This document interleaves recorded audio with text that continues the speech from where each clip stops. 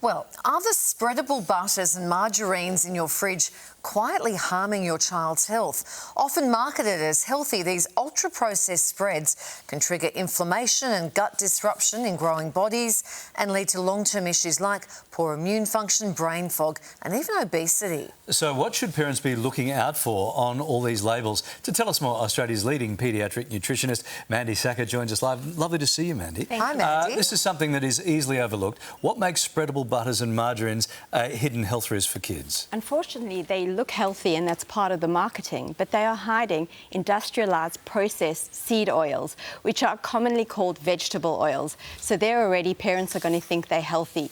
But these oils have undergone incredible amounts of processing, chemical extractions, heat, they've been coloured, bleached, and it's not something we want our children to have every single day. On top of that, they also contain preservatives, emulsifiers, and even artificial flavours. OK, so what's the science behind inflammation in kids? What's the connection there? OK, so traditionally we ate omega-6s, which are now these industrialised processed seed oils in the form of whole grains, seeds and nuts. And there was this nice ratio in the body of 4:1, which helped to fight inflammation. But because we are seeing these seed oils in everything from spreadables to packaged foods to muesli bars, that ratio is being skewed, and that's leading and contributing to inflammation in children's bodies. And on top of that, it also helps to disrupt the gut barrier. Now, we know the gut is so critical to a healthy immune system and to fight off inflammation. OK, so what are we looking for on the labels then?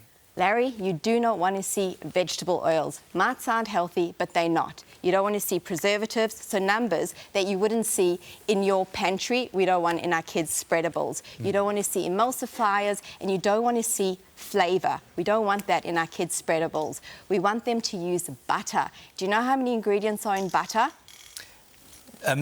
No, I need to, unless you say your time starts now, I'm not going to answer it. OK, How many? So in a good quality butter for kids, it's just cream, one ingredient. Is that right? And maybe it's got salt. So that's 2 ingredients. If you pick up one of these spreadables, you can see between 6 to 10 ingredients. Right, so what should we be using instead? Just the old-fashioned sticks of butter? Traditionally, humans have had butter since the beginning of time. So we need to just stick to normal butter. For kids, I always recommend that it's unsalted. And here's the thing. I've been on here before talking about swaps, and in people's minds, they're thinking, but I've got a fussy eater, I can't do this. This is such a simple swap. We can't get rid of the processed oils in all the packaged foods, but this one swap is going to get it out of their daily diets. Okay. Fantastic. Quick and easy hacks for us to, just to make it more convenient. Well, we need convenience. Yeah. So some things we can do, just grate the butter onto warm toast. You'll see it spread in seconds. You can use a warm knife. You can put a warm glass over the butter,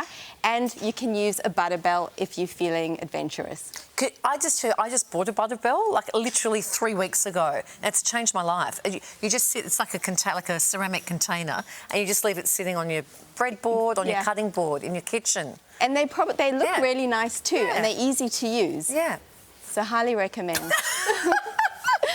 I was excited. No, the boys are just love butter. Yeah. So it's just. Can I share one more hack for anyone who's watching please. and thinking, we're dairy-free, this is fabulous, but we can't have butter? Yeah. One of the simplest things is you take olive oil, put it in a small container, infuse it with herbs or garlic, put it in the freezer, and after a couple of hours, you've got a dairy-free spreadable for your toast, and it tastes amazing. And just olive oil with just a little bit of something. Olive oil in the freezer, because it solidifies and it's very easy to spread. Larry, you look perplexed, but I promise you it works. I'm just wondering if Kylie can put that in her butter bell or not. No, it has to go in the freezer. So good to see you. Great information as always. Thank you so much.